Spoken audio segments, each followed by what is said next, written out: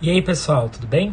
Então, hoje eu vou falar com vocês sobre um fenômeno da língua que é chamado lexicalização. Tá bom? Então, olha só. O que é lexicalização? Sendo bem simplista, lexicalização é algum tipo de defeito na constituição do léxico. Na verdade, não é bem um defeito, né? A gente não pode dizer que alguma coisa dentro da língua é defeito. Não é defeito. É uma irregularidade. Aconteceu de uma maneira que não é prevista na lei, na norma, né? Na regra. Então, olha só. Eu vou explicar para vocês os tipos de lexicalização e aí eu creio que esse conceito vai ficar mais claro quando eu mostrar os tipos.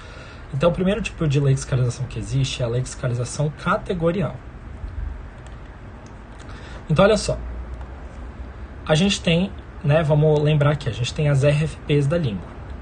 RFP é regra de formação de palavras. Uma base gera um produto. Principalmente no caso da derivação, a base vai ter uma classe específica e o produto vai ter outra classe específica. Pode ser a mesma, né, mas existe essa regra de que a base tem que ter um traço específico para entrar na RFP. E o que acontece? A lexicalização categorial acontece justamente quando essa regra não é seguida. Ou seja, uma palavra entra como base de uma RFP sem ter a classe prevista para aquela RFP. Como assim? Vamos lá. Vou dar um exemplo. Primeiro eu vou dar o exemplo que aparece no Luiz Carlos de Assis Rocha, tá? Morfologia, estruturas morfológicas do português. Lenha gera lenhador.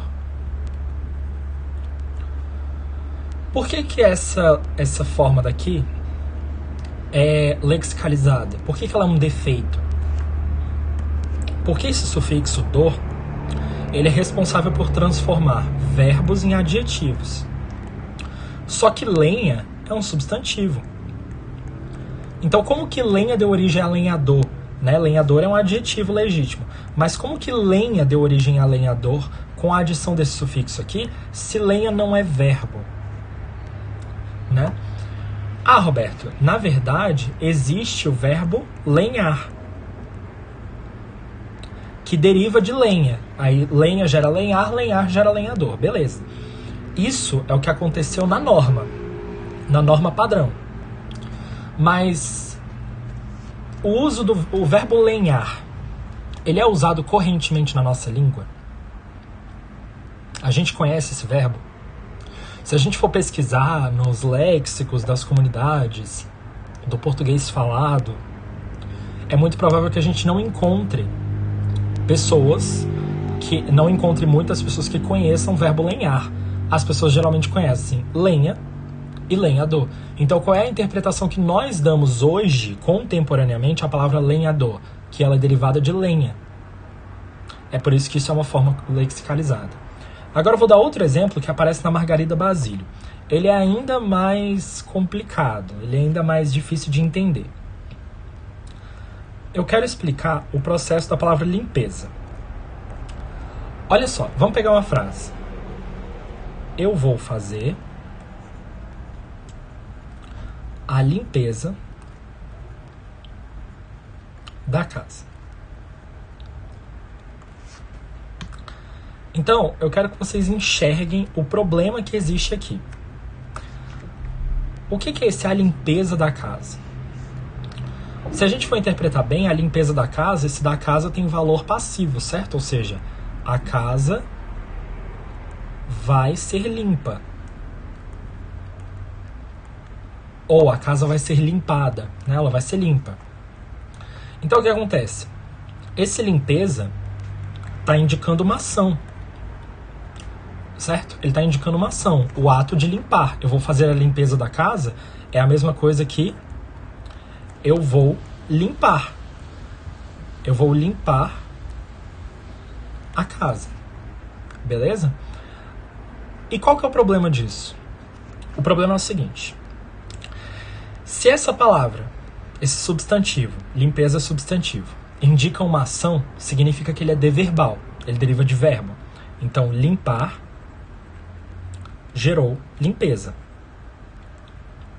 Pelo menos essa é a interpretação contemporânea que se dá a essa palavra. Contudo, o sufixo esa é responsável por transformar adjetivo em substantivo. Mas não é isso que aconteceu aí. Limpar é verbo.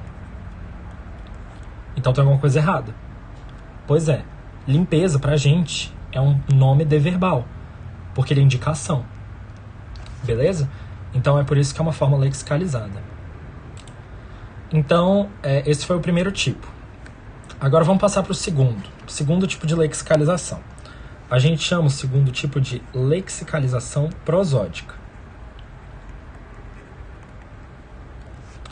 O que é a lexicalização prosódica? Lexicalização prosódica tem a ver com acento, ou seja, a posição do acento vai estar errada, tá? Vai estar diferente do que a norma prega. Então, eu vou mostrar para vocês alguns exemplos. Olha só, a gente tem atacar. Aí existe aquilo que as gramáticas normativas costumam chamar de derivação regressiva, né? Então, de atacar você gera ataque. Tudo bem? Beleza. Aí você tem, vamos fazer a divisão das sílabas. A, ta, car. E aqui você tem a, ta, que. Cadê a sílaba tônica da primeira, do verbo atacar? É oxítono, né? Ou seja, está na última sílaba. E cadê a sílaba tônica da segunda palavra, da palavra ataque? Tá na segunda sílaba, porque ele é um vocábulo paroxítono. Tá bom? Então, o que aconteceu? Ocorreu aqui um recuo. Ocorreu um recuo da sílaba tônica. A sílaba tônica recuou uma sílaba. Então, ela estava aqui, ela recuou ela voltou uma casa. Tá bom? Agora, vamos lá. Atacar, ataque. Agora, olha só o que acontece quando a gente pega duvidar, dúvida. Então, você tem duvidar, duvida. Cadê a sílaba tônica de duvidar? É oxítono, né? Verbos no infinitivo são oxítonos. E dúvida é proparoxítono. Então, na palavra duvidar, houve um recuo de 2 sílabas. É uma forma lexicalizada, então. Beleza? Então, assim, se a gente for pegar a regra mesmo, o normal é que o recuo seja só de uma sílaba, tá? Então, você tem atacar, ataque. Embarcar, embarque. Tá? Essa é a regra. Esse é o normal. Só que, em alguns casos, o recuo é de 2 sílabas. Duvidar, dúvida. Iniciar, início. Terminar, término. Tá bom? Esses casos são casos de lexicalização prosódica. Ou seja, eles destoam da regra dos acentos da produção das derivações regressivas. Também podem haver outros exemplos, né, com outros sufixos, né, com outras formações. Tá bom? Bom, e qual é o terceiro tipo? O terceiro tipo de lexicalização a gente chama de lexicalização estrutural. Então, para exemplificar a lexicalização estrutural, eu vou primeiro mostrar um exemplo que é correto, é fixo. Olha só. Vamos pegar aqui, colocar. E antes de a gente passar para a próxima parte, vamos dividir. A gente tem aqui coloque, que é a raiz, a, que é a vogal temática, e R, que é a desinência de infinitivo. Raiz, vogal temática, desinência de infinitivo. E aí, a gente tem o substantivo colocação. Então, o que é esse colocação? A gente tem coloque, ação. Tá bom? Então, vamos lá. O que é esse colocação? Raiz, vogal temática e desinência não. E sufixo. O sufixo são. Tá bom? Agora. Olha só isso aqui. O que acontece quando a gente tem omitir, omissão? Tem alguma coisa errada, certo? Porque aqui a gente tem Pera aí.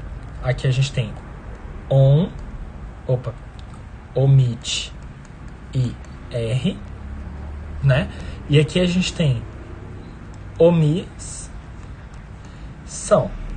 A gente coloca o S aqui, mas ele seria tipo uma letra de ligação, né? Ele só serve aqui por causa da ortografia mesmo.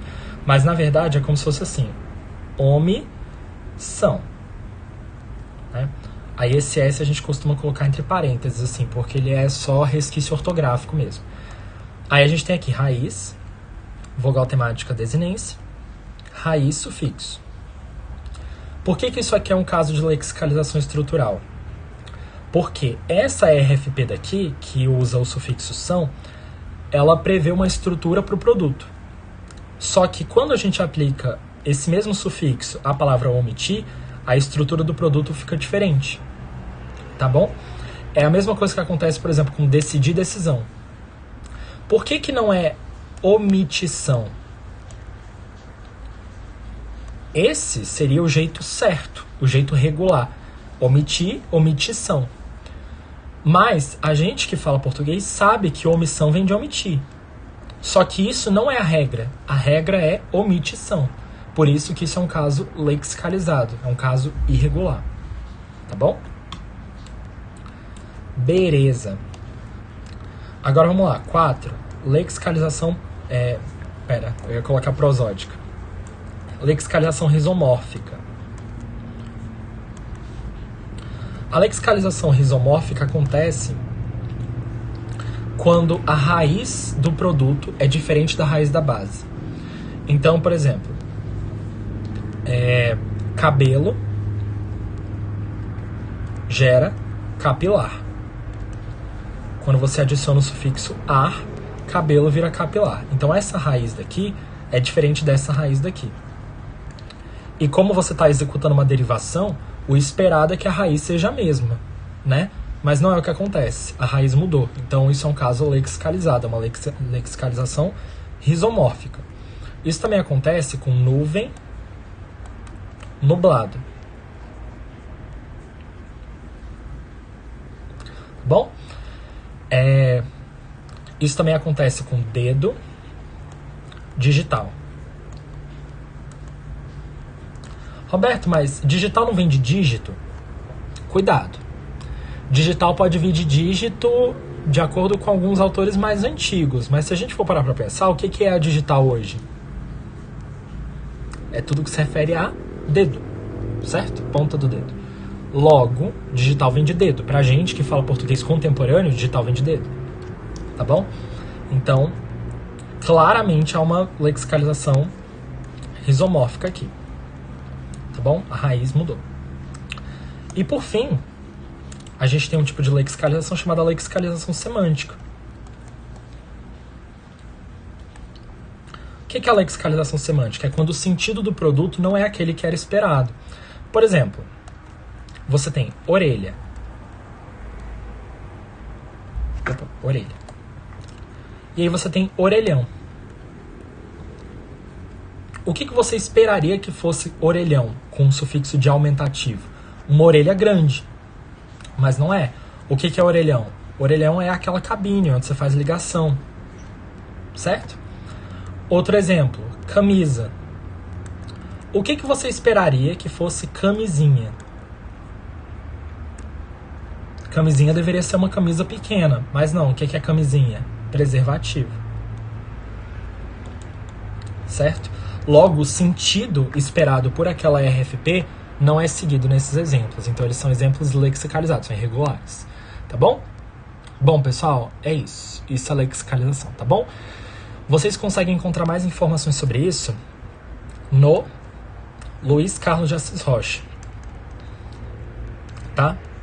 Num livro que chama Estruturas Morfológicas do Português.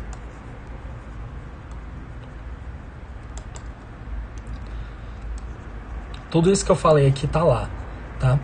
A Margarida Basílio também fala, mas ela não dá esse nome, lexicalização. Ela só cita que existem alguns erros no léxico.